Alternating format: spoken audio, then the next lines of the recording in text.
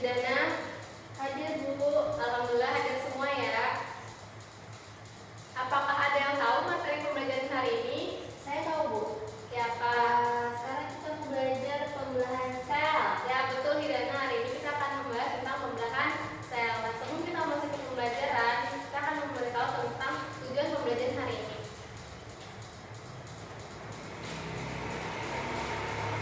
Nah tujuan pembelajaran hari ini yaitu yang pertama, peserta didik mampu mengidentifikasikan sel yang akan bereproduksi. Peserta didik mampu menjelaskan definisi pembelahan mitosis dan meiosis.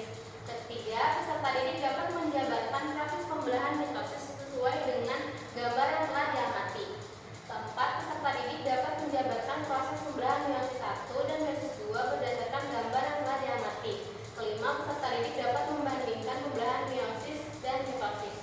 Nah, selanjutnya kita akan membahas tentang pembelahan sel. Sebelumnya kan teman-teman sudah mengetahui apa itu pembelahan sel. Sel yaitu satu organisme terkecil makhluk hidup yang merupakan dasar penyusun bagian-bagian tubuh. Sel terbagi menjadi dua, yaitu sel eukariot dan sel prokariot. Sel eukariot adalah sel yang memiliki membran inti. Sel eukariot terbagi menjadi dua, sel hewan dan sel tumbuhan. Sedangkan sel prokariot adalah sel yang tidak memiliki membran inti. Contohnya sel pada bakteri.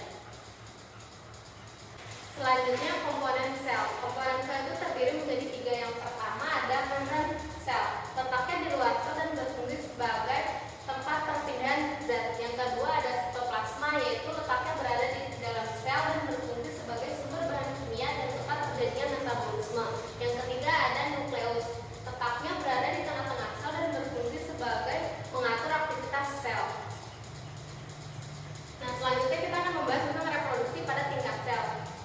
Pembelahan sel terjadi karena dua proses utama, yaitu pembelahan inti atau yang biasa kita sebut karyokinesis dan pembelahan sitoplasma atau yang biasa kita sebut sitokinesis. Proses sitokinesis berbeda antara sel hewan dan sel tumbuhan. Pada umumnya, karyokinesis diikuti oleh sitokinesis, namun pada keadaan tertentu sitokinesis tidak dapat berlangsung sehingga menyebabkan terjadinya sel yang berinti banyak. Tipe pembelahan sel pada hewan dan pada tumbuhan terbagi menjadi tiga. Yang pertama pembelahan langsung yang biasa kita sebut amitosis, yang kedua pembelahan tidak langsung yang biasa kita sebut mitosis, dan ketiga adalah pembelahan reduksi yang biasa kita sebut meiosis. Tipe pembelahan sel yaitu yang pertama amitosis. Amitosis adalah sel membelah diri secara langsung tanpa melalui tahap pembelahan sel sehingga disebut pembelahan langsung.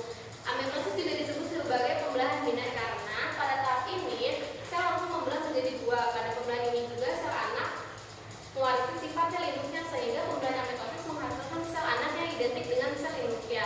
Apakah ada yang tahu contoh dari pembelahan sel amitosis? Saya Bu. Ya Kak.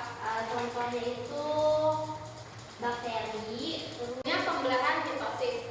Pembelahan mitosis yaitu pembelahan yang menghasilkan dua sel anak dengan jumlah kromosom yang sama dengan jumlah kromosom sel induknya. Apakah ada yang tahu contoh dari pembelahan mitosis? Saya Bu. Saya menjawab. Kalau pada mitosis itu contohnya pada jaringan tubuh itu ada jaringan Erickson. Kalau pada hewan itu contohnya terjadi di semua sel-sel tubuh kecuali sel gamet. Ya betul Didana. Nah, pembelahan mitosis kan hanya terjadi pada sel eukariot. Mengapa pembelahan mitosis tidak terjadi pada sel prokariot? Apakah ada yang tahu? Saya Bu. Saya menjawab. Ya. Karena di sel prokariot itu dia nggak punya inti sel Bu. Betul Didana. Selanjutnya, pembelahan meiosis. Pembelahan meiosis yaitu pembelahan sel yang menghasilkan sel anak setengah dari jumlah sel kromosom sel induknya. Pembelahan meiosis terdiri atas dua tahap, yaitu meiosis 1 dan meiosis 2. Ada periode pendek yang memisahkannya yang disebut interkinesis. Apakah sudah paham dengan materi yang disampaikan? Sudah Bu. Apakah ada yang ingin bertanya? Enggak ada. Ya, baik, jika tidak ada yang ingin bertanya, saya akan membentuk beberapa kelompok. Masing-masing kelompok nanti akan mengerjakan soal yang telah saya berikan. Sekarang duduk sesuai dengan kelompoknya masing-masing. Ini saya akan membagikan soal untuk teman-teman diskusikan dengan kelompoknya. Saya akan memberikan waktu selama 30 menit. Setelah itu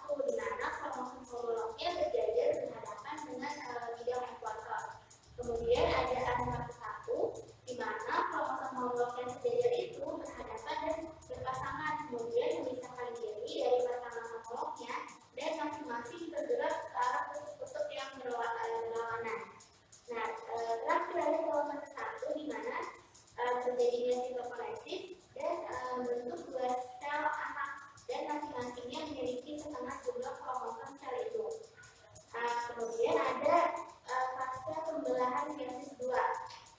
Ada profase 2 di mana pembelahan dua buah sentriol menjadi dua pasang sentriol baru. Kemudian setiap pasang sentriol itu bermigrasi menuju sisi-sisi yang berlawanan.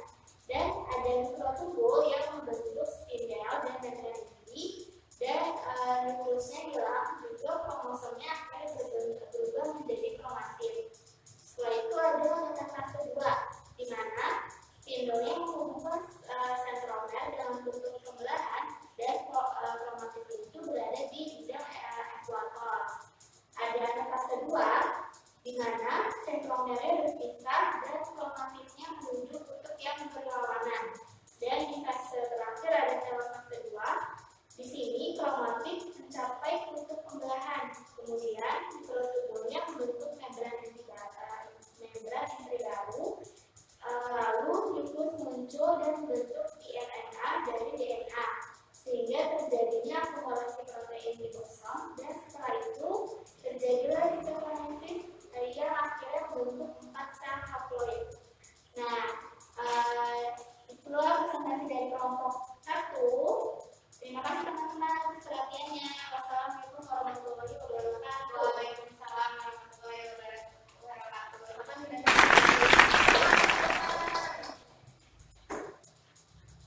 Nah, kalau teman-teman tadi sudah presentasi, berarti kan sekarang teman-teman sudah mengetahui ini apa yang namanya pembelahan mitosis dan pembelahan meiosis. Nah, sekarang kita membandingkan pembelahan mitosis dan pembelahan meiosis. Kalau pembelahan mitosis itu terjadi pada sel kromatis, sedangkan kalau pembelahan meiosis terjadi pada sel germinal ketika gametogenesis. Pembelahan mitosis juga terjadi dalam satu rangkaian fase pembelahan, sedangkan kalau pembelahan meiosis terjadi dalam dua fase rangkaian. Ya Bu, Pembelahan mitosis juga dalam profase waktunya relatif singkat, sedangkan pada meiosis profase waktunya relatif panjang. Nah, pada pembelahan mitosis duplikasi kromosom terjadi pada profase awal, sedangkan kalau di pembelahan meiosis duplikasi kromosom terjadi pada profase akhir. Terus tidak terjadinya pindah silang, sedangkan kalau di meiosis terjadinya pindah silang.